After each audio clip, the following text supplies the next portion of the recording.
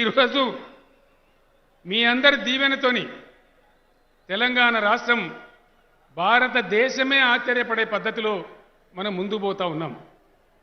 నిజామాబాద్కు మీకు నాందేడ్ ప్రాంతం దగ్గర ఉంటుంది. బోధన్ వాళ్ళకైతే మహారాష్ట్ర బార్డరే ఉంటుంది. జుక్కల్ షిండే గారి నియోజకవర్గానికి మహారాష్ట్ర బార్డర్ ఉంటుంది. అక్కడ ఏం జరుగుతుందో మీకు తెలుసు, మన దగ్గర ఏం జరుగుతుందో కూడా మీకు తెలుసు. మన దగ్గర ఉండే ఏ ఒక్క పథకం కూడా అది పేదలకు కావచ్చు, మహిళలకు కావచ్చు, చదువుకునే విద్యార్థులకు కావచ్చు, ఏ ఒక్క రాష్ట్రంలో కూడా భారతదేశంలో లేదు అని మనవి చేస్తా ఉన్నా. భారతదేశం మొత్తంలో 24 గంటలు అతి ఉత్తమమైనటువంటి కరెంటును అందరికీ, వ్యవసాయంతో పాటు అందరికి కూడా ఇచ్చేటువంటి ఒకే ఒక్క రాష్ట్రం తెలంగాణ రాష్ట్రం. మీకు తెలుసు అని చెప్పి నేను మనవి చేస్తా ఉన్నా. అనేక తరతరాల నుంచి అణచివేయబడ్డ దళిత సోదరులు, అనగారిపోయినటువంటి వాళ్ళు, దళిత బిడ్డల కోసం ప్రతి దళిత కుటుంబానికి 10 లక్షలు ఇచ్చి ఆదుకునే ఒకే ఒక్క రాష్ట్రం ఇండియాలో తెలంగాణ రాష్ట్రం అని చెప్పి నేను మనవి చేస్తా ఉన్నా. 50-60 ఏళ్ళు మనం మొత్తుకున్నా మన గిరిజన బిడ్డలకు మా తండాలో మా రాజ్యం అంటే ఏ పార్టీ ఎవడు చేయలే. ఇలా తెలంగాణ రాష్ట్రంలో 3600 తండాలను పంచాయతీలుగా ఏర్పాటు చేస్తే మన గిరిజన బిడ్డలే బ్రహ్మాండంగా ఇలా సర్పంచులుగా 3600 మంది అద్భుతంగా పనిచేస్తూ ఉన్నారని కూడా నేను మనవి చేస్తూ ఉన్నా. అనేక రంగాలలో అనేక కార్యక్రమాలు చేసుకున్నాం.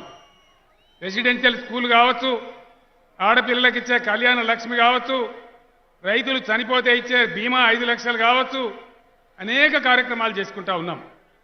నేను ఒక్కటే మాట మీతో మనవి చేస్తూ ఉన్నా. ఇలా భారతదేశంలో ఏం జరుగుతూ ఉంది? మన జీడిపి పెరిగింది, మన పర్ క్యాపిటా పెరిగింది. గతంలో 200 ఇస్తే ఇలా 2000 పెన్షన్ ఇచ్చుకుంటా ఉన్నాం. ఇంకా చాలా మంచి కార్యక్రమాలు చేసుకుంటా ఉన్నాం. ఎమ్మెల్యేలు మన వాళ్ళందరూ సీఎంఆర్ఎఫ్ అని తెచ్చి ఏ పేదవాళ్ళకు కొంచెం ఇబ్బంది వచ్చినా, ఏ జబ్బు వచ్చినా సీఎం రిలీఫ్ ఫండ్ కానీ, ఆరోగ్యశ్రీ కానీ బ్రహ్మాండంగా పల్లెలలో మనం అందింక చేసుకుంటా ఉన్నాం. ఒక్కటే మాట దయచేసి మీరందరూ ఆలోచన చేయాలి. నేను చెప్పే మాట నిజమా కాదా ఇంటికి పోయిన తర్వాత మీ ఊర్లలో మీరు చర్చ చేయాలని చెప్పి నేను కోరుతా ఉన్నా. చర్చ చేయకపోతే ఇబ్బంది వస్తుంది.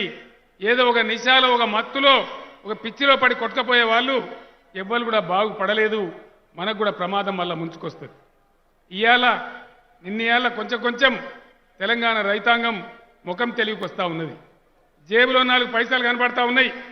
ప్రభుత్వమే అన్ని సదుపాయాలు ఇస్తూ ఉంది. ఇత్తనాలు సరఫరా చేస్తూ ఉన్నారు, ఎరువులు సరఫరా చేస్తున్నారు, కరెంట్ ఇస్తున్నారు. ఒక్క మాట దయచేసి ఆలోచన చేయాలి. మన ఎస్ఆర్ఎస్పీ నుంచి వరద కాలువ గతంలో మోటార్ పెట్టనిచ్చిండ్రా? ఇవాళ రైతు దగ్గరికి వచ్చి ఎవడన్నా కోనాయన కొడుకున్నాడా? నువ్వు ఎంత హెచ్పీ పెట్టినావు, ఎన్ని మోటార్లు పెట్టినావు అని వాడని అడుగుతుండా? అడుగుతారా? అడగానట బోరుకో మీటర్ పెట్టానట, ప్రతి ఒక్కరిని మీటర్ లెక్క తీయన్నట. కరెంటు మోటార్లకు మీటర్లు పెట్టానా? ఇక్కడ వాళ్ళు పెట్టమంటుండ్రా? ఎన్నికోళ్ళు పెట్టమంటుండ్రా? పెట్టాలి అని అంటాడు నరేంద్ర మోడీ. ఏంది దాని ఎన్నుకున్న మతలబు? మీరు మంచిగా వినాలే. దయచేసి ఇంటికి పోయినాక ఆలోచన చేయాలి. దాని ఎన్నుకున్న మతలబు ఏంది అంటే విమానాలు అమ్మిండ్రు, ఓడరేవులు అమ్మిండ్రు, రైళ్లు అమ్మిండ్రు, కార్ఖాన్లు అమ్మిండ్రు, బ్యాంకులు అమ్మిండ్రు, అన్నీ అయిపోయినాయి. మిగిలింది రైతుల దగ్గర ఉన్నటువంటి భూమి. ఎరువుల ధర పెంచాలి, డీజిల్ ధర పెంచాలి, దున్నుకానికి ధర పెరగాలి, వరి కోతకు ధర పెరగాలి, మన పంటకు ధర ఇయ్యద్దు, మన వడ్లు కొనద్దు, కరెంటు మీటర్ పెట్టాలి. సాదగాక మనం వ్యవసాయం బంద్ చేయాలి. ఏం జరుగుతుంది కుట్ర? దేనికోసం జరుగుతుంది కుట్ర? చాలా బలమైన కుట్ర ఉన్నది. ఏంది? అన్నీ అయిపోయినాయి. ఇప్పుడు ఏం మిగిలింది? ఒక వ్యవసాయం, పంటలు, రైతుల దగ్గర ఉన్న భూములు. రైతుల దగ్గర ఉన్న భూములు లాక్కోవాలి. మోడీ గారి దోస్తులకు కార్పొరేట్ కంపెనీలకు అప్పచెప్పాలి. అన్ని బిల్లులు పెరిగి పంటలు కొనక పంటలకు ధరలు రాక మనం నాశనం అయిపోతే రైతుగా నాతో కాదు నేను జాలించుకుంటున్నా అంటే మీ భూములు కొనడానికి సిద్ధంగా ఉన్నారు. కార్పొరేట్ కంపెనీలు ఎత్తాయి పెద్ద పెద్ద సూట్ కేసులు పట్టుకొని వాళ్ళకి మీ భూములు అప్పగియండి, మీరు అన్ననే కూలి పని చేయండి అంటారు. ఇది చాలా ప్రమాదమైన కుట్ర. దయచేసి నేను ఒక్కటే మాట మీకు దండం పెట్టి చెప్తా ఉన్నా. ఒకనాడు ఖలీల్వాడి మైదానంలో, ఇప్పుడు లేరు పెద్దలు, సురేందర్ రెడ్డి గారు చనిపోయినారు. ఆయన నాయకత్వంలో ఇంకా ఉన్న కొద్దిమంది నాయకత్వంలో నేను మోతే గ్రామానికి వస్తే మోతే యునానిమస్గా తీర్మానం పాస్ చేస్తే నేను ఆ రోజు పిడికిలి బిగించి చెప్పిన మీ బిడ్డగా ఖచ్చితంగా నా ప్రాణం పోయినా సరే తెలంగాణ రాష్ట్రం తెచ్చిన తెలంగాణ రాష్ట్రాన్ని చక్కగా చేస్తా అని చెప్పిన. ఇలా కరెంటు, మంచినీళ్లు, సాగునీళ్లు, ఎరువులు, విత్తనాలు, రెసిడెన్షియల్ కాలేజీలు, కళ్యాణ లక్ష్మిలు, పెన్షన్లు ఎన్నో ఇచ్చి పేదలను ఆదుకుంటా ఉన్నాం. ఒకటే ఒక మాట, 7-8 ఏళ్ల కింద ఒక్కొక్క గ్రామానికి ఎన్ని లక్షల రూపాయలు వస్తుండే, ఇవాళ ఎన్ని లక్షల రూపాయలు వస్తున్నాయి. ఈ వచ్చే సదుపాయం పొడగొట్టుకుందామా, విడిచిపెట్టుకుందామా, మనకు వద్దందామా? వద్దు అనాలి అంటున్నారు. అవి ఉచితాలట, ఉచిత పథకాలట, పనికిమాలిన పథకాలట. 12 లక్షల కోట్లు ఈ నిజామాబాద్ గడ్డ, లక్ష్మి గడ్డ, ఈ గడ్డ మీద నుంచి భారత రైతాంగ సోదరులకు నేను ఒక తీయటి మాట అందిస్తా ఉన్నా.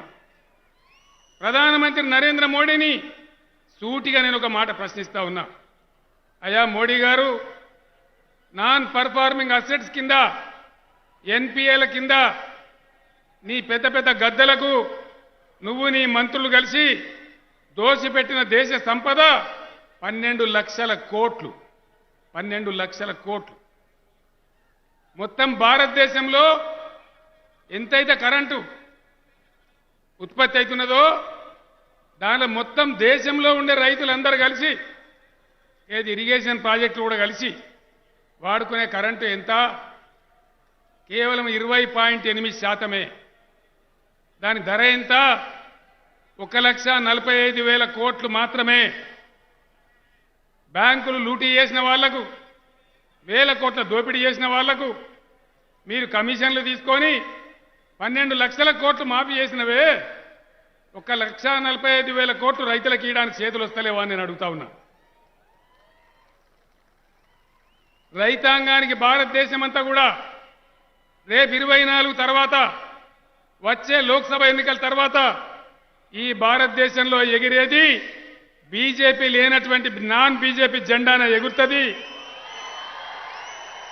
ఈ దిక్కుమాలిన దరిద్రం కొట్టు పేదల వ్యతిరేక, రైతుల వ్యతిరేక, కార్మిక వ్యతిరేక బీజేపీని సాగనంపుదాం.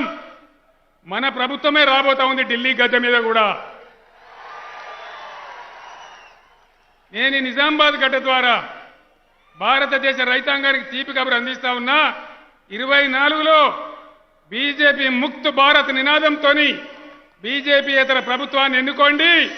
భారతదేశ యావత్తు రైతాంగానికి తెలంగాణ మాదిరిగానే ఉచిత కరెంటు, ఫ్రీ కరెంటు ఇస్తామని చెప్పి ఈ నిజామాబాద్ నుంచి అనౌన్స్ చేస్తా ఉన్నా.